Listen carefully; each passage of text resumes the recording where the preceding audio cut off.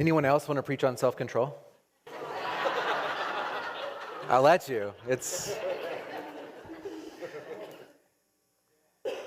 one of those ones. There's a reason that it's at the end. We started this journey in the longest sermon series we preached at St. Matthew since I've been here. It feels like a millennia. Walking through the fruit of the Spirit one by one. And we started that journey by talking about love, that love is at the beginning, not on accident. Paul didn't just start writing down a bunch of characters for who the Spirit of God is and then just randomly throw them out on a page. He had intention behind starting with love. That love is the guide and the root for all of the other fruit, for all the other characters of this fruit. And I reminded you of an image of the redwoods just north of us that have these wide roots that spread wide and they interlock with each other. And the interlocking roots are similar to how love interlocks with all of the other character of the fruit of the Spirit, and it roots us in all things. So I thought, beginning with a plant, I should end with another favorite plant.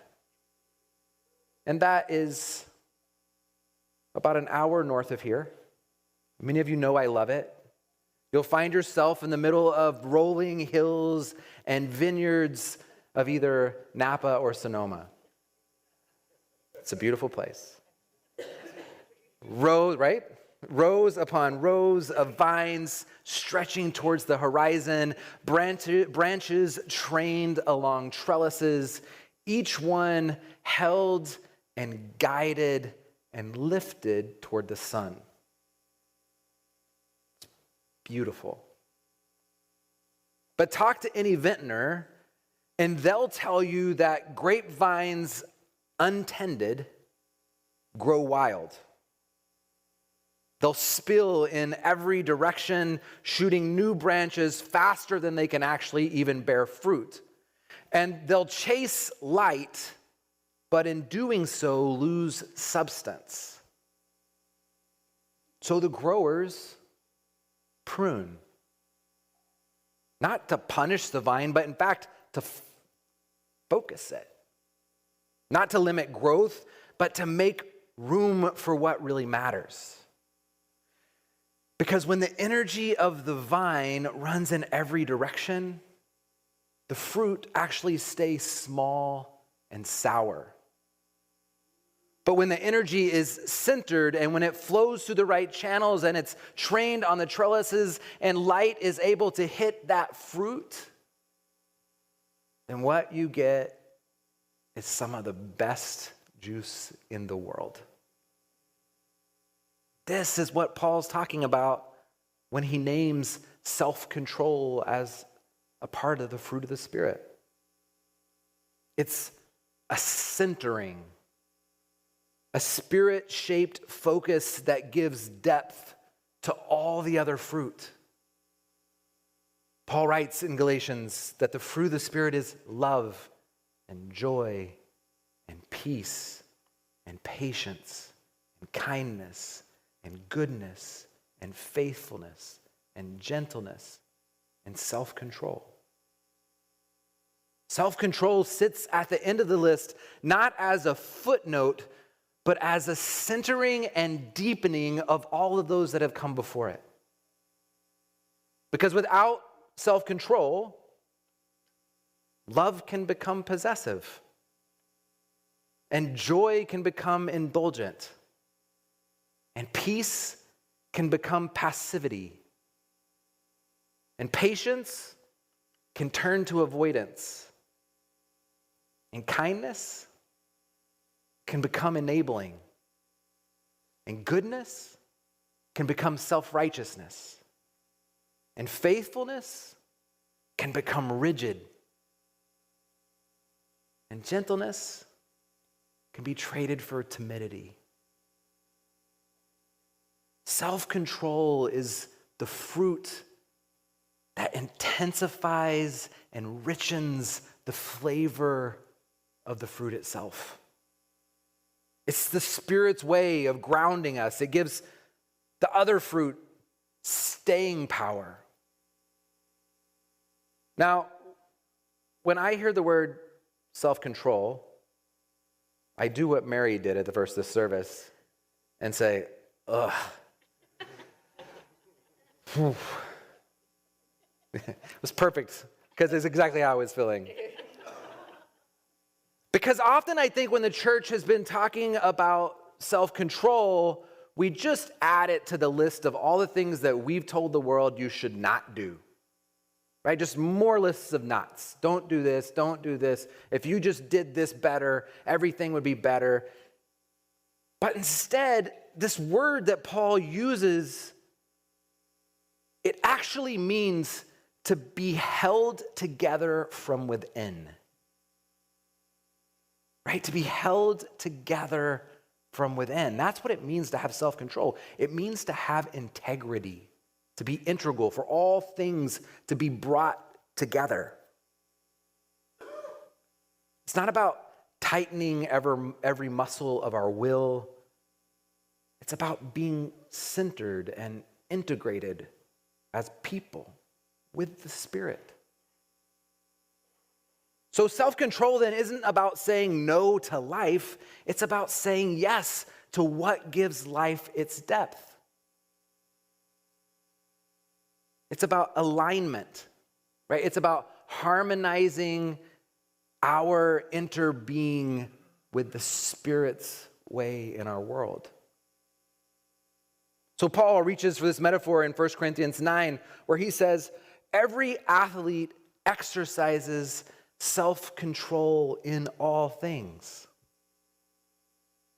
They do it to receive a perishable crown, but we're after this imperishable crown. And athletes place limits not to diminish themselves, but to actually extend their capacity, to train their muscle memory, so that when the moment comes, they actually don't have to think about it. Right? So marathon runners, like I would know, yeah, exactly. Work up to it. Right? There was a day where I got really close to running a marathon and broke my ankle. I was up to 17 miles. And I ran, and I started at a mile feeling like I was going to die. But you just keep persistently showing up. And most good marathoners, people who are training for a marathon, will work up months and months and months in advance so that when they get to that 20 plus miles of their training, that when they run it, their body already knows what to do when it starts freaking out. Because your body's going to freak out. It's what our bodies do. Nobody's meant to run 20 miles, people. And so you got to train yourself to do that. And that's exactly what Paul is talking about, but he's talking about it with our spiritual lives.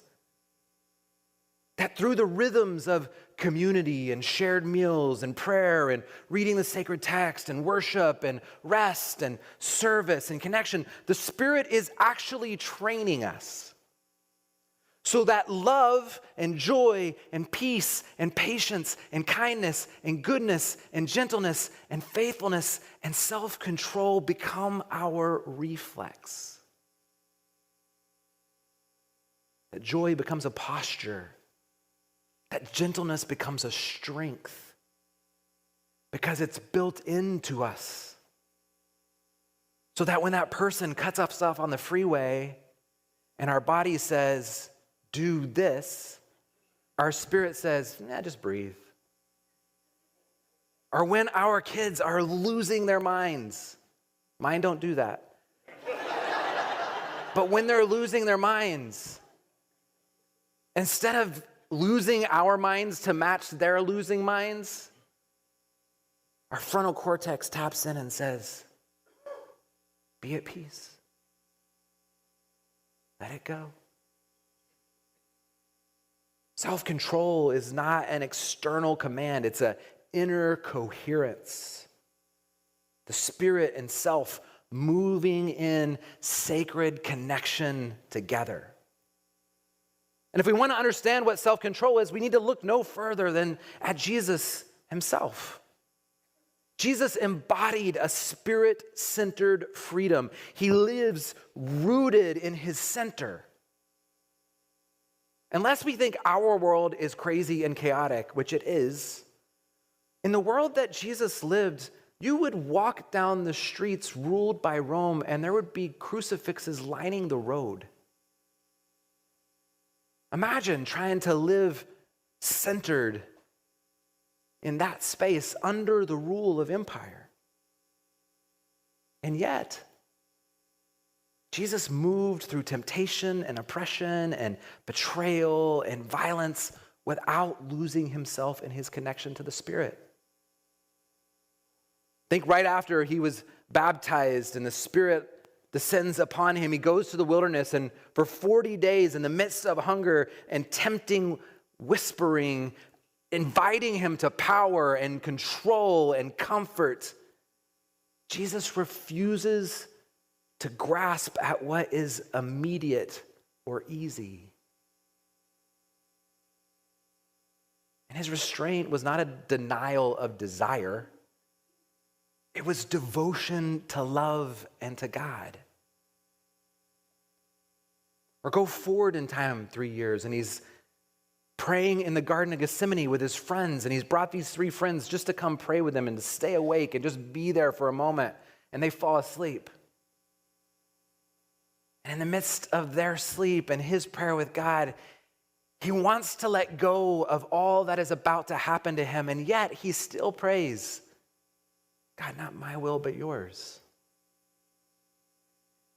This deep act of self-control, surrender without despair, obedience without coercion. And then at the cross, when every impulse should be toward anger and retaliation, Jesus centers himself in love and he breathes forgiveness instead of fury. He gives himself rather than saving himself. This is what spirit-born control looks like. Jesus' self-control is love with a backbone. It's peace with purpose. It's joy that even in the midst of joy can still hold pain and not deny its realness.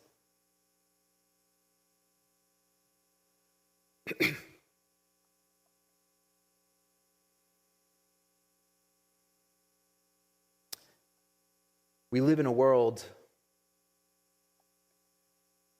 where American Christianity has lost its center. We've confused freedom with outrage. We've mistaken conviction for control and passion for permission. The very people called to bear the fruit of the Spirit, we've often become known for our anger and our excess and our reaction. Scroll through social media and you'll see it. Christians tearing each other apart. Baptizing cruelty as I'm telling the truth. Turn on the news and you'll find faith leaders who are drunk on power, movements who are fueled more by fear than by love. And too many of us have embraced a performative faith that's loud and impulsive and defensive, but it is not one shaped by the Spirit. And yet, Paul says to us, against these fruit, there is no law. The fruit of the Spirit is meant to make us free. Self-control is not a weakness. It's the quiet strength that keeps the body of Christ from devouring itself. Imagine what would change if the church reclaimed that fruit and slowed our reactions. A few years ago, I went to a lecture to learn about Malbec in Argentina. I know I'm boring. And I learned about two men who took these grapevines that looked like Cousin It. For those of you who aren't old, it's an old show. And they were just a rootstock with tons of vines coming off and laying on the ground, and it was just everywhere. And Malbec was trash wine. It wasn't worth drinking. And two men came in and said, wait a second, if we could just lift this and give it light and allow things to happen, then we could turn this whole thing around. And so they crafted in the 1980s, this was just a few years back, crafted trellises and began to train those vines. And the fruit began to become rich and intense in flavor and beautiful and make some of the best wine in the world. And it's the third largest market of grapes in the world. Simply by paying attention to what matters. What if we spoke with grace before posting with rage? What if we trellised and practiced limits on our consumption and our engagement with all of this stuff coming at us? What if we again learned the discipline of listening to each other? What if we began to lift each other up so that the light can shine in on us? Self-control could actually be the reformation that we need, that our world is dying to drink from. Not a movement of dominance, but a movement of depth. A church marked with patience instead of panic. Marked with humility instead of hubris. And with peace instead of perpetual outrage. Our world is drinking from crappy vines.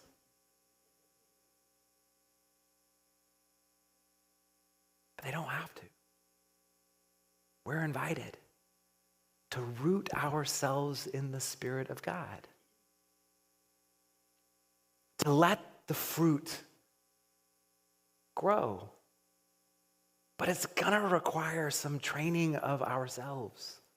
Right? Some practices that we put in place so that these things become, like the runner, simply something that we do in the hard moments because we've figured it out along the way together. So imagine a vineyard in late summer. The vines have been trained and they are full of heavy fruit. And the air smells of sweetness and sun. That's what the Spirit longs to cultivate in us.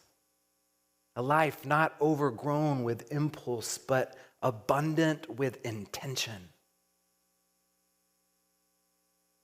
Spirit, the fruit of the Spirit is love and joy and peace and patience and kindness and goodness, and faithfulness, and gentleness, and self-control. And it's self-control that lets the whole vineyard flourish. And it's self-control that makes the wine worth drinking. So may it be. May we root ourselves. May we do the hard work, and may we do it together. Please pray with me. Gracious God, if I am honest, I hate self-control. I prefer to do whatever I want in the moment.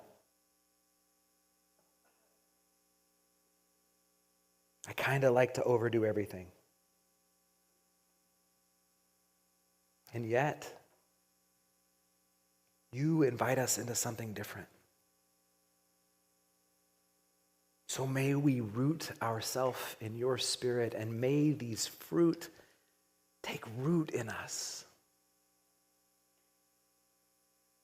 And then may your world be able to drink from your goodness that pours from who we are.